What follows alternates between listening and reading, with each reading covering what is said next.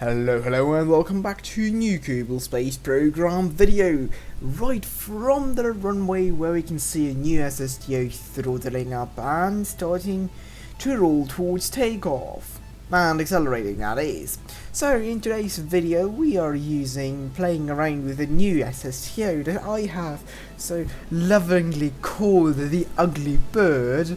You'll see that in 1 second, and to be quite honest, this is actually, like I think the title also says, somewhat a test video.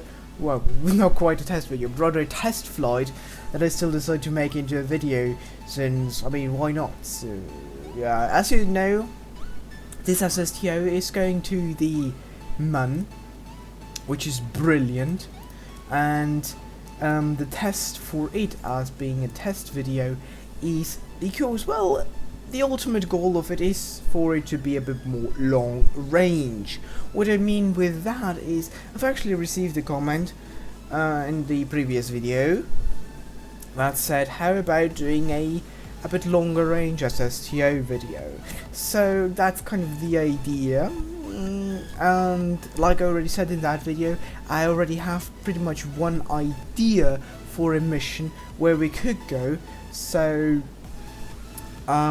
this kind of plays pretty nice alongside each other. So for the idea that I already have and the idea of making a longer range SSTO come true, kind of this type of idea. So I think we can combine my idea and the kind of request of the viewer, which I should have actually noted down to mention him by name, but well, I didn't.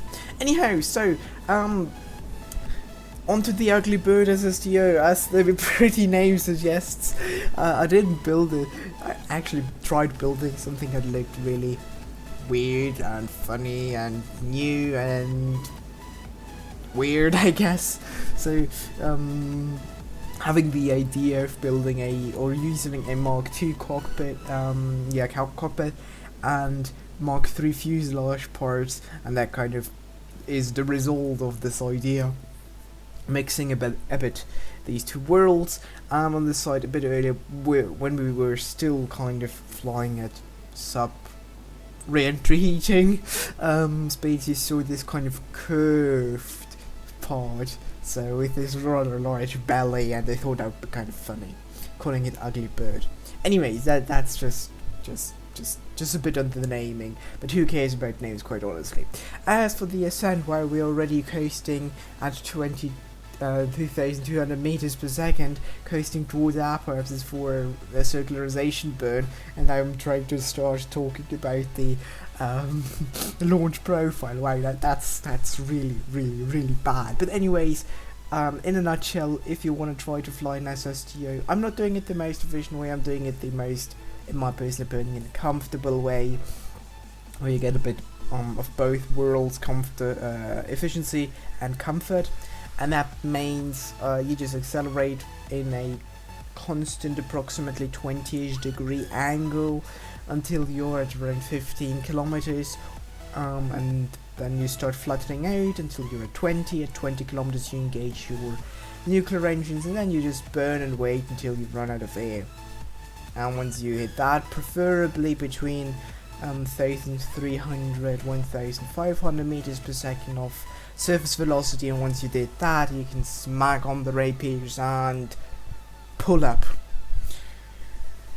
in order to gain some altitude and vertical velocity. So that's pretty much it in a nutshell. For more details, go and check out the SSTO guide videos. Speaking of which, I've been actually thinking about redoing one of the SSTO guide videos, like the general SSTO guide.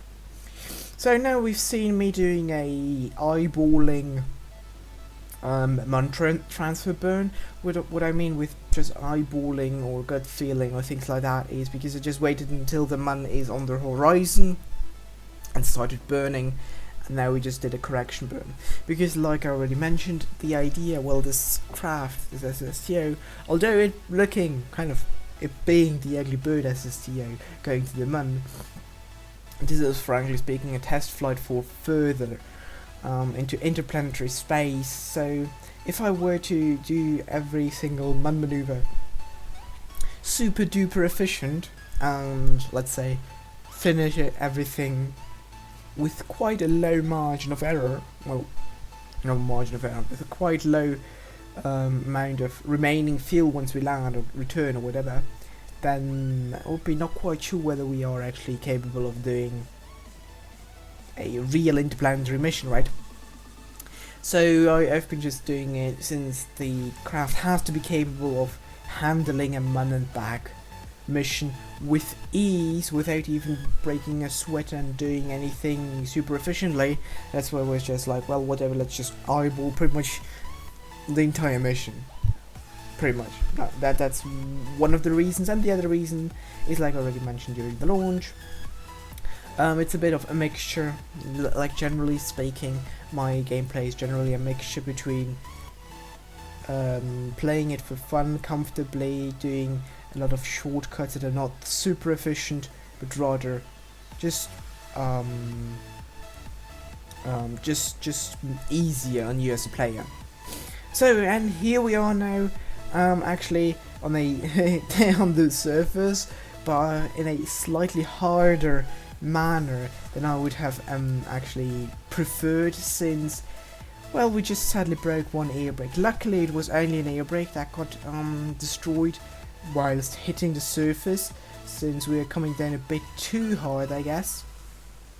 And that's alright, that's alright. At the end of the day, I do think that's alright, since, well, just an air brake, that's fine. And nothing major happened. However, this is, like I said, more or less into the test flight characteristics, trying out the craft. For example, you can take out of this situation that we were just in, or just had here, the conclusion that we need more, a faster way to turn the aircraft, well, no, not aircraft, the SSTO or spacecraft, back into a good orientation, since, if you think about it, the real reason why we hit it so hard was because you had to continuously burn until we were actually in a position where we could land with our not landing feet, how is the thing called, with our landing gear back down. So yeah.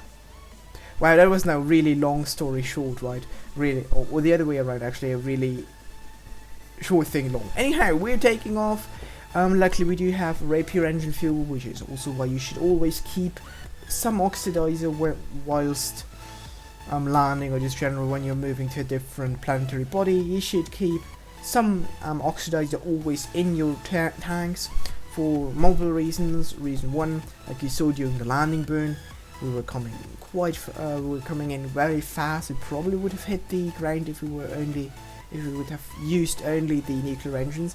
However, I'm not quite sure on that. Maybe it would have been a perfect suicide burn, who knows.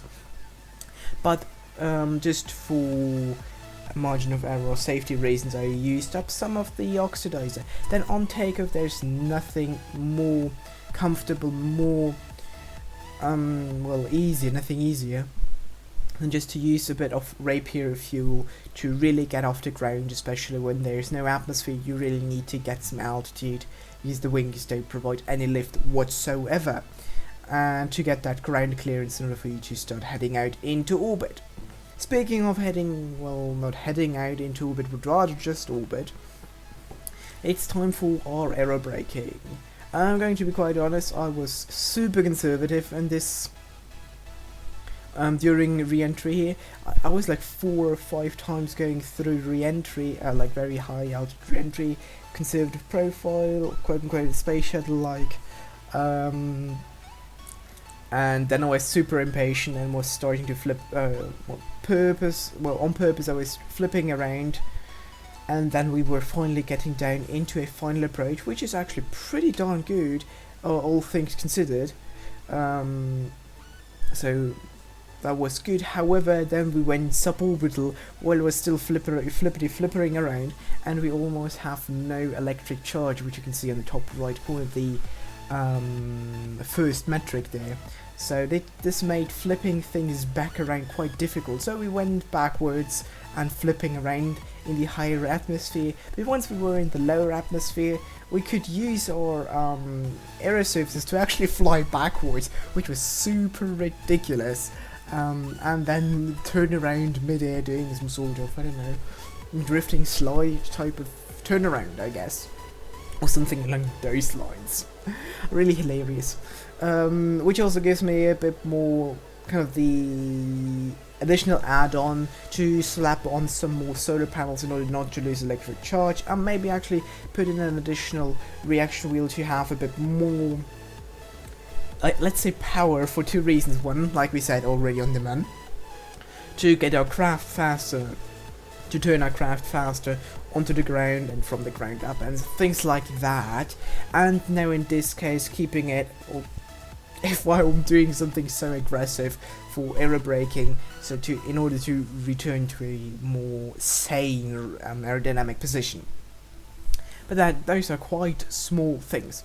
Anyway, anyways, we were quite close to the KSC, which is also one of the reasons why I started to really brake hard. Not that hard. I was actually anticipating to land next orbit, but anyway, that's just a detail.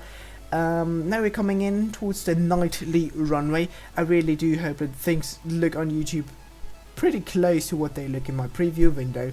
And here we have brakes on and touchdown and sliding upside down type of explosion thingy. Wow, that was weird, I guess. And well, we safely landed, but we lost our engines. And that's kind of weird. Well, weird in terms of, I do know the reason being the brakes are sometimes finicky in terms of being just too good at stopping, and the craft can't handle that. So on this note, I hope you've enjoyed today's video, this small little test flight, and hope to see you guys in the next video, which will most probably, I haven't done it yet, it will most probably be this little craft with a few add-ons going into planetary. Until next time, Spaceship signing out.